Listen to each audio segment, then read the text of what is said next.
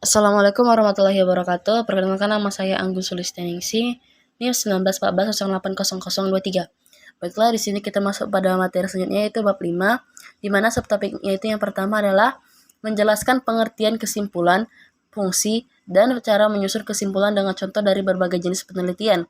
Yang pertama yaitu pengertian secara umum. Kesimpulan adalah pernyataan yang diambil secara ringkas dari keseluruhan hasil pembahasan atau analisis. Dengan kata lain, kesimpulan adalah hasil dari suatu pembicaraan.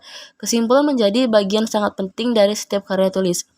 Sedangkan menurut para ahli, menurut USC Libraries, kesimpulan adalah untuk membantu pembaca memahami mengapa penelitian kamu penting bagi mereka calon pembaca. Sedangkan menurut KBBI mendefinisikan bahwa kesimpulan adalah sebuah keputusan yang didapatkan berdasarkan cara berpikir deduktif atau induktif dari sebuah pembahasan atau gagasan tertentu.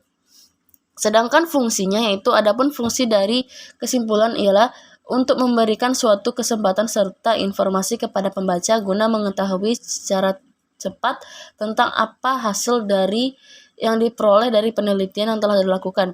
Adapun cara menyusunnya yaitu pertama, sebagai langkah pertama, penulis menguraikan garis besar permasalahan dan kemudian memberi ringkasan tentang segala sesuatu yang telah diuraikan pada bab-bab sebelumnya. Yang kedua, ada penulis harus menggabungkan setiap kelompok data dengan permasalahan untuk sampai pada kesimpulan tertentu. Yang ketiga, langkah terakhir dalam menyusun kesimpulan adalah menjelaskan mengenai arti dan akibat-akibat tertentu dari kesimpulan itu untuk secara teoretik maupun praktis. Adapun contoh kesimpulan pada laporan penelitian yaitu kesimpulan yang dapat diambil dari pelaksanaan kuliah kerja nyata di Dusun Sarip, Desa Karangasem, Kecamatan Wonosari, Kabupaten Grobongan, Jawa Tengah yang dilaksanakan pada 7 September 2021 sampai 4 Oktober 2021, antara lain mampu beradaptasi dengan baik sehingga terjalin hubungan kerjasama antar masyarakat di Dusun Sarip. Mahasiswa memberikan bantuan alat berupa market wilayah, terdapat wisata di Dusun Sarip. Lampiran paket wisata yang disediakan oleh Dusun Sarip, pembuatan website, fanpage Facebook dan akun Instagram tentang desa wisata Dusun Sarip, serta pembuat market desain wisata di bantaran Sungai Mudal di Dusun Sarip. Selanjutnya ada menjelaskan implikasi penelitian dan contohnya. Adapun pengertian secara umumnya adalah implikasi adalah suatu efek atau akibat yang didapat apabila objek diberikan suatu perlakuan dengan sengaja atau tidak sengaja, serta dampak dari ini akan bisa dilihat dalam jangka waktu tertentu. Sedangkan menurut para ahli, Islami mendefinisikan implikasi merupakan suatu segala cara yang dihasilkan dari proses perumusan kebijakan. Dengan kata lain, implikasi adalah akibat dan akibat yang ditimbulkan oleh pelaksana suatu kebijakan atau kegiatan tertentu. Adapun macam-macam dari implikasi, yang pertama ada teoritis.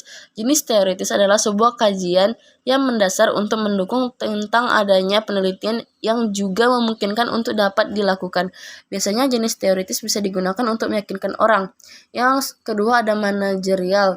Jenis ini yaitu sebuah kebijakan yang di dalamnya terdapat sebuah objek yang dilakukan atau diteliti. Yang ketiga ada metodologi. Jenis metodologi yaitu metode atau cara meneliti di dalam menarik kesimpulan yang dengan benar.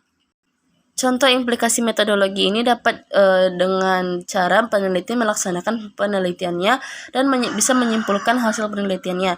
Ini semua bisa supaya kesimpulan yang akan dicapai dari penelitian tersebut bukan hasil biasanya. Si peneliti harus bisa mencari keterkaitan antar hasil penelitian dengan cara menyimpulkannya. Jelaskan pengertian dan fungsi saran penelitian beserta contoh. Yang pertama itu pengertiannya. Adapun pengertian saran secara umum ialah saran merupakan bagian penutup dalam karya ilmiah. Saran berupa komentar atau sanggahan yang bersifat memberi masukan baik kepada pemerintah, instansi, dan sebagainya tergantung variabel yang ada di dalam suatu skripsi. Sedangkan menurut para ahli, KBBI saran didefinisikan sebagai pendapat atau usul, anjuran, cita-cita yang dikemukakan untuk dipertimbangkan. Sedangkan menurut vocabulary, saran atau dalam bahasa Inggris yaitu recommended merupakan kata benda yang berasal dari kata lain pertengahan, yaitu berarti pujian atau penyajian yang layak.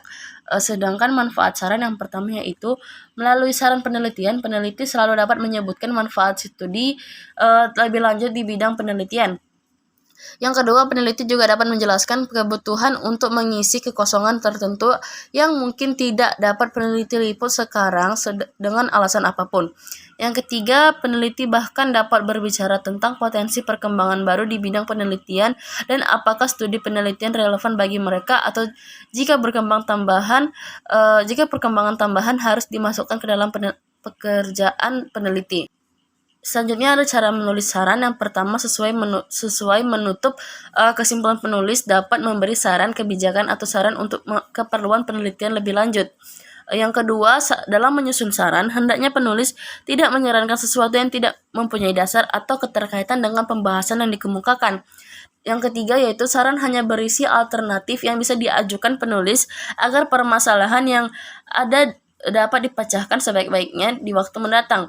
Yang keempat, saran didasarkan pada hasil penelitian peneliti dan menunjukkan langkah-langkah atau arahan khusus yang dapat diambil. Contoh dalam proposal penelitian yaitu saran yang bisa dilakukan dalam proposal penelitian pertanian ini antara lain yaitu implementasi dalam penelitian perlu disesuaikan dengan luas lahan yang akan dilakukan agar efektif dalam penerapannya. Implementasi atas produk yang kami buat berupa sporeling perlu direalisasikan untuk mendapatkan hasil maksimal. Cukup sekian materi dari saya, kurang lebihnya saya mohon maaf. Wabillahi taufiq wal hidayah. Wassalamualaikum warahmatullahi wabarakatuh.